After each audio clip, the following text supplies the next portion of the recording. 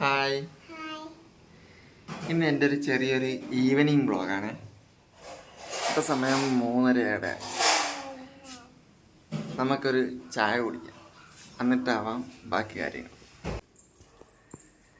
അപ്പോൾ ധനു ചായ കുടിക്കാൻ നിൽക്കുന്നത്. ധനു നമ്മൾ ചായ കൊടുക്കാറില്ല.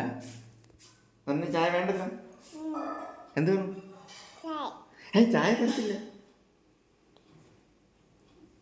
പിന്നെന്ത് വേണം? വെള്ളം മതി. അമ്മയ്ക്ക് തരുമോ? അവിടെ വേറെ എന്താ? ഞാൻ പരിപ്പോട് ഇതെന്താണ്? ഇതിന്റെ പേര് ഉള്ളിവട. ചായയും ഉള്ളിവടയും. വാവ്, സൂപ്പർ ഉള്ളിവട അല്ലേ?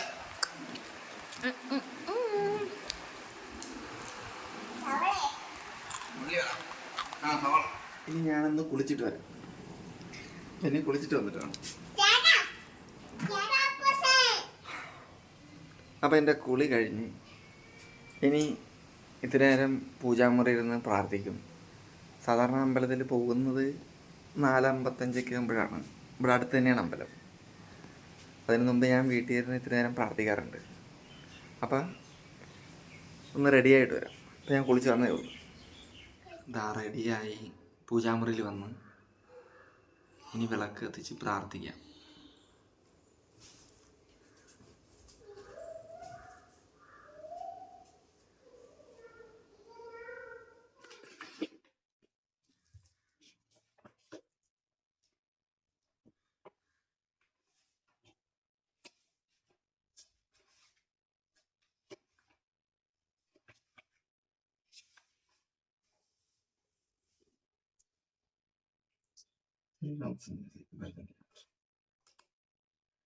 സാധുക്കളെയും പുകഴ്ത്തുന്ന സാധുക്കളെയും പുകഴ്ത്തുന്ന നേരം ആദിത്യദേവനുദിച്ചു ഭരതനും ശത്രുഘ്നനും ഒരുപോലെ പുറപ്പെട്ടത്. തത്ര സുമന്ദ്ര നിയോഗായ.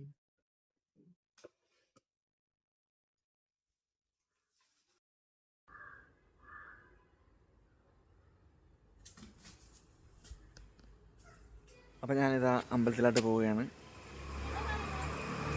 ടാറ്റ. ഞാൻ അമ്പലത്തിൽ പോയിട്ട് വരാമേ.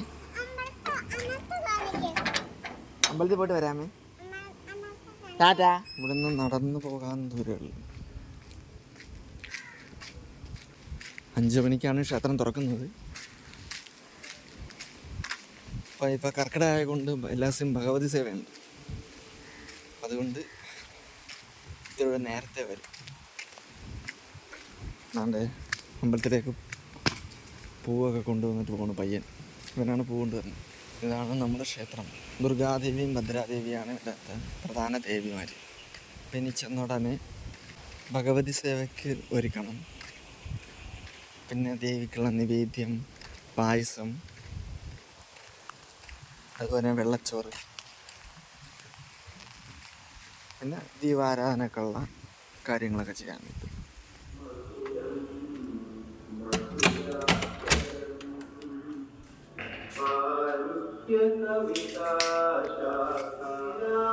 അപ്പം ഞാൻ അമ്പലത്തിലെത്തി. ഇനി ബാക്കിയുള്ള കാര്യങ്ങളൊക്കെ നോക്കട്ടെ.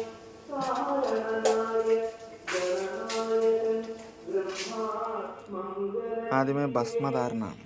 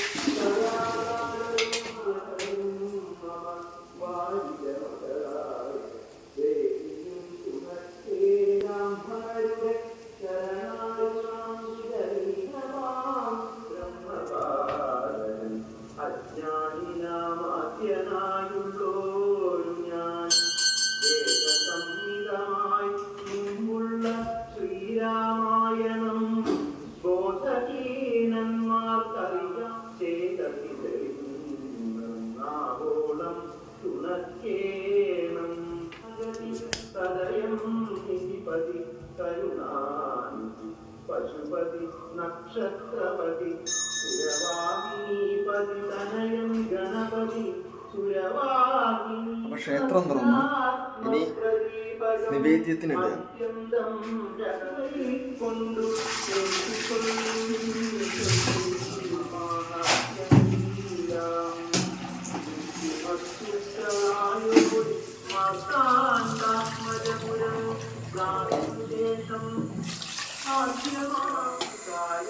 അപ്പോൾ നിവേദ്യത്തിന് ഇട്ടിട്ടുണ്ട്.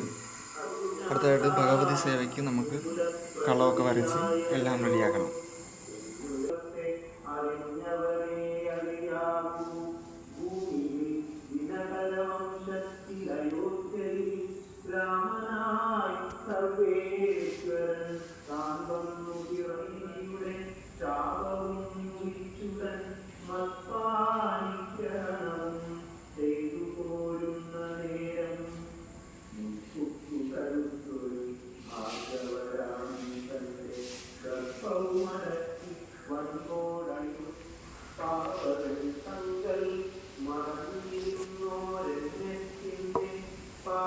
അപ്പോൾ നമ്മുടെ കളം ശരിയായിട്ടുണ്ട്.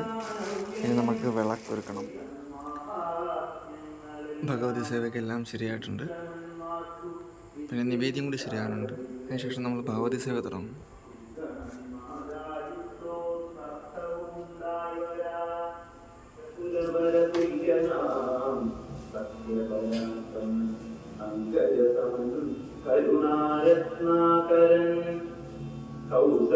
കൗസല്യാദേവിയോടും ചേർന്നും മന്ത്രികളുമായി കാര്യങ്ങൾ വിചാരിച്ചു കൂട്ടലമെല്ലാം പരിപാലിക്കും കാലം അനവസ്യം ശരണാംബുജദ്വയം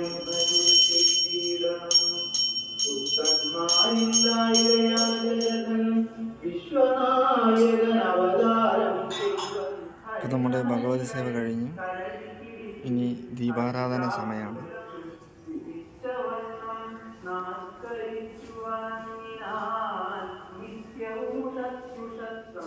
ദീപാരാധന തുടങ്ങി അത് കഴിഞ്ഞിട്ട് അത്താഴ പൂജ.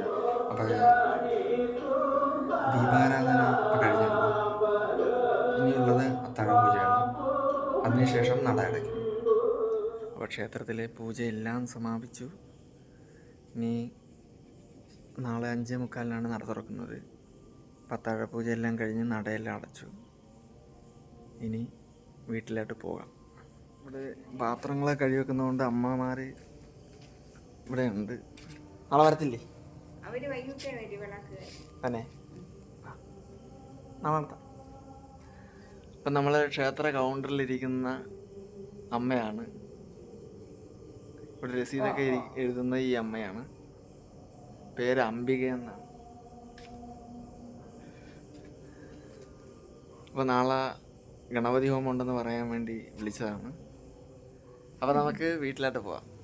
അപ്പോൾ ശരി. ഞാനിതാ വീട്ടിലെത്തി.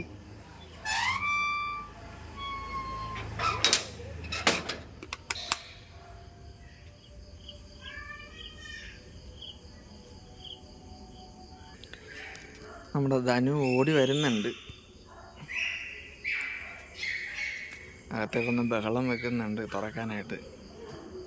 അദ്ദേഹത്തിന് തുറക്കാൻ കഴിയത്തില്ല.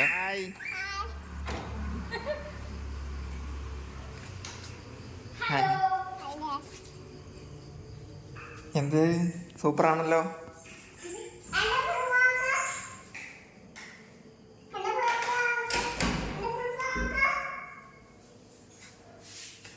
ധനു ഇത് പുതിയ ഉടുപ്പാണ് ഇട്ടിരിക്കുന്നത്. അതാണ് പുള്ളിക്കാരത്തേക്ക് ഭയങ്കര സന്തോഷമാണ് പുതിയ ഉടുപ്പിട്ടതിൻ്റെ. ഉടുപ്പ് സൂപ്പർ. പുതിയ ഉടുപ്പ് കൊള്ളാണ്ട. പുതിയ ഉടുപ്പും പുതിയ ക്ലിപ്പൊക്കെ വെച്ചിട്ട് ആള് ഭയങ്കര സന്തോഷത്തിലാണ്. അപ്പം ഈ ഒരു ചെറിയ വീഡിയോ നിങ്ങൾക്ക് ഇഷ്ടമായെന്ന് കരുതുന്നു. എല്ലാവരും ലൈക്ക് ചെയ്യണം, ഷെയർ ചെയ്യണം, കമൻറ്റ് ചെയ്യണം, സബ്സ്ക്രൈബ് ചെയ്യണം. അപ്പം നമ്മളെ നല്ലോണം സപ്പോർട്ടും ചെയ്യണം. Okay bye. മറ്റൊരു വീഡിയോ ആയിട്ട് വീണ്ടും കാണാം. കാണും